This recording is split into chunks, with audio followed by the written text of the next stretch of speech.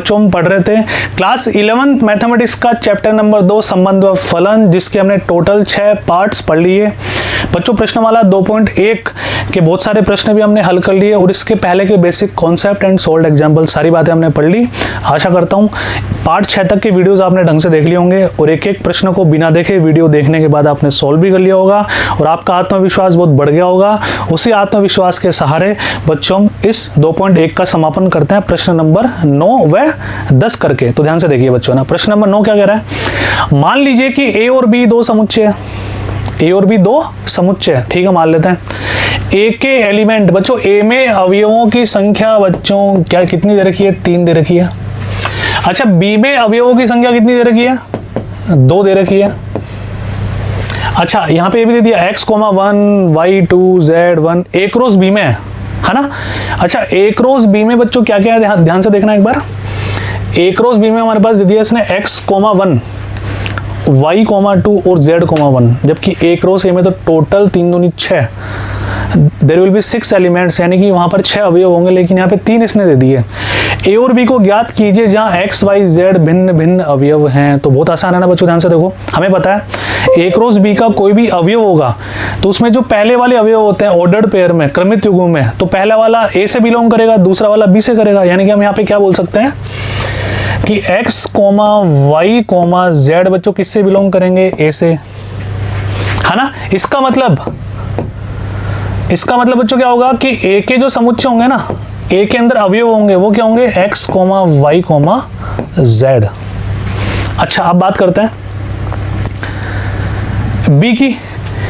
तो इसके अंदर अवयव आ रहे हैं तो 1 और 2, यानी कि हम क्या बोलेंगे 1, 2 किससे बिलोंग कर रहा है, बी से बिलोंग कर रहा है। इसका तात्पर्य बच्चों क्या है कि बी के अंदर 2 अवयव होंगे, 1, 2।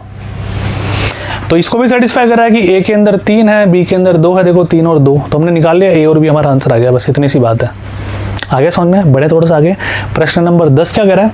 कार्तीय गुणन ए क्रॉस ए में 9 अवयव है। अब बच्चों ध्यान से देखो, ए क्रॉस ए का मतलब वापस वही समुच्चय आ गया, और ए क्रॉस ए या ए क्रॉस बी में अवयवों की संख्या क्या होती है, दोनों समुच्चयों के अवयवों के गुणनफल की संख्या के बराबर, है ना। अवयवों की संख्या के गुणनफल के बराबर।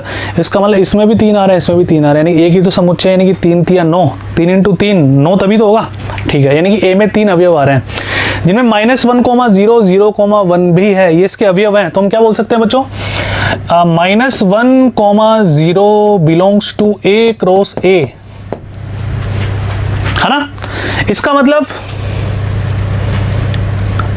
अच्छा एक बात और, तथा 0, 1 ये भी किससे बिलोंग कर रहा है बच्चों, ए क्रॉस ए से बिलोंग कर रहा है। तो इससे तात्पर्य हम क्या निकाल सकते हैं, -1, 0, ठीक है, -1 ये वाला और ,0 ये बिलोंग करेगा बच्चों किससे, ए से, तथा 0, 1 ये बिलोंग किससे करेगा, ए से, ठीक है।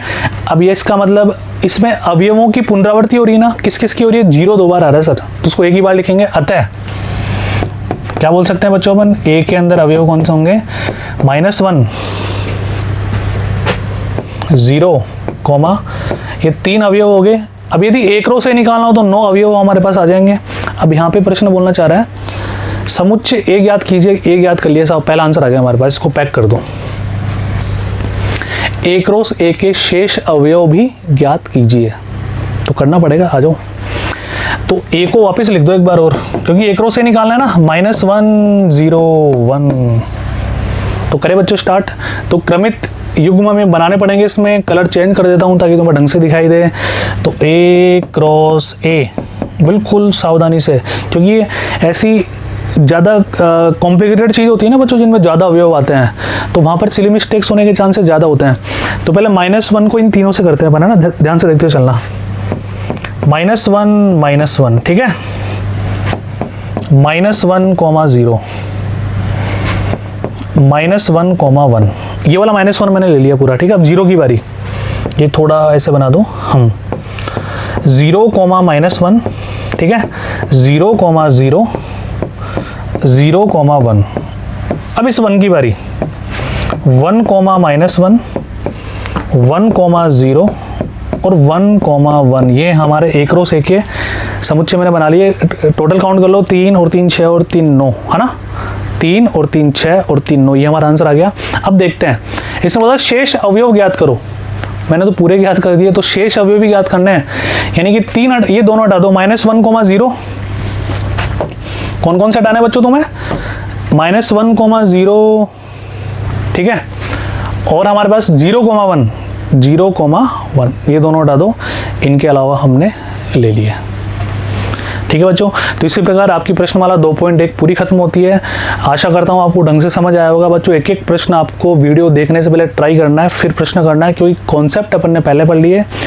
अब संबंध व फलन में आगे की बातें अपन करेंगे, ठीक है, इनके प्रांत, परिसर, सह प्रांत, ठीक है, इनमें डायग्राम से, यानी कि संबंधों के डायग्राम कैसे निकालते हैं, यानी कि अब तक जो बातें कर रहे थे अपन कार्टेशियन प्रोडक्ट यानी कि कार्तीय गुणनफल की बातें कर रहे थे बच्चों। अब हम चलेंगे संबंध पे और फलन पे।